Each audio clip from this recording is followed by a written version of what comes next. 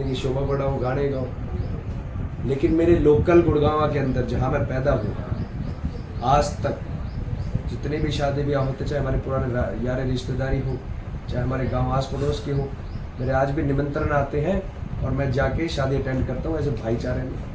किसी के दुख में जाता हूँ, उनका दुख अफजाई करता हूँ। जब से मैं इंडस्ट्री में हूँ मैं हमेशा आता जाता रहा हूँ, औरों की तरह गुमशुदा नहीं रहा, और आने वाले समय में भी मैं आप लोगों को बताना चाहूँगा कि इंडस्ट्री में तो काम करेंगे, उसने तो मेरे को सब कुछ दिया है, लेकिन जो मैं सोशल काम करता हूँ और जो लोगों से अब जुड़ा हूँ, अब तो मैं कहना चाहूँगा कि इधर पहले गुड़गांव तक रीच थी, अब रेवाड़ी बावड़ तक जाएंगे, सोना तक लोगों से मिलेंगे, नूर पुराना तक भी जाएंगे, तो अब तो मेरे पास लोग और बढ़ गए जिनसे मुलाकात होती है। आप हमारा जो प्रोफेशन है वो लोग दिखाने का कोशिश करते हैं कि इसमें समय नहीं, क्योंकि उनको ये लाइफ एक बड़ी कंफर्टेबल है, इसमें आराम से रेस्ट करना। मेरा भी ऐसे ही कि हम आराम से उठे, आराम से वर्कआउट किया, आराम से स्टूडियो गए, रिकॉर्डिंग करी, लेकिन मैं कहना चाहूँगा कि इतना व्यस्त जीवन नहीं होता है एक आर्टिस्ट का तो उसके पास सांस लेने का समय। अगर वो काम करना चाहे और उसकी नीयत हो तो कर सकते हैं, सारी चीज़ें मैनेज हो सकती हैं। और मैं बताना चाहूँगा कि मैं राजनीति में आया हूँ तो ये सोशल वर्क को मैंने पहले भी प्रायोरिटी पे रखा हुआ है। अगर मेरे को ताकत मिलती है तो मैं उसको उससे भी ज़्यादा प्रायोरिटी पे रख के और दोनों कामों को बैलेंस करके अच्छे से काम करते हैं। पिछली जनसभाओं में आपने बिल्कुल सर, मैं कहना चाहूँगा कि जैसे कि अभी मैडम ने सवाल पूछा कि हम कैसे मैनेज करेंगे, टाइम कैसे निकालेंगे, मैं कहना चाहूँगा कि इसके लिए एक नीयत होनी चाहिए काम की। और जो हमारे आदरणीय राजा साहब रहे हैं उनकी नीयत नहीं रही, वो ज़्यादा कंफर्टेबल जोन में रहना पसंद करते हैं। मैं कहना चाहूँगा एक मंत्री अगर इसको एक जॉब समझ के 8 घंटे की जॉब समझ के काम करे तो मेरे ख्याल से कोई समस्या होगी जिसमें काम ना हो पाए, सबका समाधान निकले। मैं नहीं कहता 100 में से 100 का काम हो, 50 का तो हो सकता है, लेकिन आज 100 में से 100 ऐसी समस्या है जिनका कोई समाधान नहीं। इसलिए मैंने कहा था कि आपके बीच के बीजेपी है, बीजेपी को अगर कोई अच्छा नेता देना था इस गुड़गांव लोकसभा के, क्योंकि मैं भी यहीं पे रहता हूँ, मेरा भी हक है उन सुविधाओं को। मुझे भी पता है कि अगर आगे कोई गलत चुनाव हुआ तो हमारी जो आने वाली पीढ़ी है, भाई भतीजे हैं, उनको सुविधाएं नहीं मिलेगी, हमें भी महंगे स्कूलों में पढ़ाना पड़ेगा, सिफारिश करानी पड़ेगी, जोर तो हमारे भी पड़ता है। कोई सुख दुख की बात हो तो कोई नेता नहीं हमारे पास, तो इसलिए मैंने कहा था कि बीजेपी को अगर देनी थी तो राव नरबीर जी को दे देते, कम से कम राजीव चौक क्रॉस करते तो घर है, 10 मिनट पे कोई समस्या हो, कोई सुख दुख की बात करनी चले तो जाए।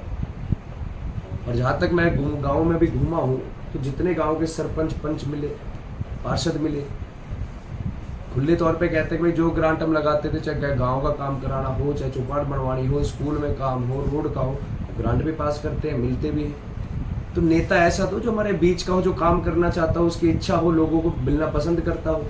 अब ऐसे लोगों का क्या करें जिसको लोगों में से बदबू आती हो, अपने पास ना बैठाए। आज लोग हमसे मिलते हैं, फोटो कराते हैं, तो एक सवाल करता हूँ उनसे कि आज से पहले आप लोगों ने राजा साहब के साथ ऐसे खड़े होकर फोटो कराई है? मैंने तो सुना है कि माला भी नहीं पहनाने देते, पगड़ी भी घर से पहन के आते। तो लोगों से इतना ही आपको डिफरेंस रखना है तो घर रहो। बीजेपी का भी, कांग्रेस का भी कहना चाहूँगा, राज बब्बर साहब को लाए, वो यहाँ के हैं थोड़ी, या वो किसी कॉन्स्टिट्यूंसी या किसी विधानसभा से आते हो, सोना से आते हो, बावल से आते हो, पटौदी से आते हो, गुड़गांव से आते हो, कुन्हाड़ा से आते हो, मुँह से आते हो, तो मैं मान लूँ भाई उनको यहाँ की समस्याओं का पता हो, नहीं हारेंगे। क्या आप लोगों को लगता है कि वो अपना घर परिवार छोड़ के और गुड़गांव रह के यहाँ की समस्याओं का समाधान निकाल पाएंगे? एक तो पहले पिछले 20 साल से गुमशुदा है, एक और आप ऐसे लेके आ रहे हो जो आते ही यहाँ से गायब हो जाएंगे। वो बेशक से कितने हाँ भर जाए कि मैं काम करूँगा, मैं ये करूँ, नहीं है, पॉसिबल नहीं है। प्रैक्टिकल बात करें तो ये चीज़ पॉसिबल नहीं है। उनका कहना है हम गुड़गांव में रहेंगे। 1 महीने के करीब आपने दौरे किए, आज से पहले कहा था। मैं पूछना चाहता हूँ कि अब भी वो 1250 से ज़्यादा गांव हैं, कोई भी अपने 10 गांव को चुन ले और 10 गांवों के अंदर मेरे को अपने 10 मौजूद आदमी गिनवा के दिखा दे कि भाई मैं हर गांव के अंदर 5 आदमी को ऐसे जानता हूँ जो पंच, सरपंच, पार्षद, चेयरमैन, और हर गांव में समस्या सुन के बता दे।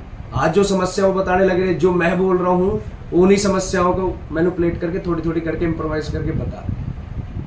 आज भी उन गांवों तक वो नहीं पहुंचे हैं जहां असली समस्या है।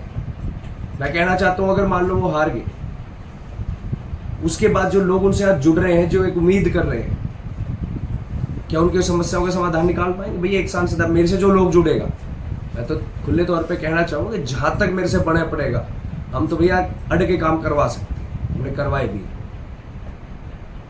प्रशासन बाद में चाहे मुकदमे लगाए, उनके लिए हम तैयार हैं। लेकिन क्या राजा साहब जो अपने राजबब्बर साहब हैं, वो आने वाले समय में अगर वो हार गए तो क्या रुक के यहाँ काम कराएंगे? फिर वो अपने घर का एड्रेस दें, अपने फ़ोन नंबर दें, सार्वजनिक करें, जैसे मैंने मीडिया में दे रखा है। मेरा घर सबको पता है कहाँ, फाजिलपुर में। तो उनका कोई ऐसा एड्रेस देते भाई। जब से होश संभाला है, गुड़गांव लोकसभा की जनता के बीच में ही रहा हूँ।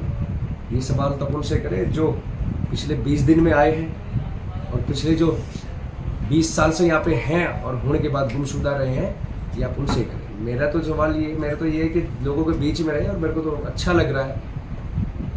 पर धूप थोड़ी ज़्यादा है, जिससे दूसरे लोगों को परेशानी बहुत होगी। मेरे सुनने में आया, स्किन प्रॉब्लम्स होने लगी। ठीक है।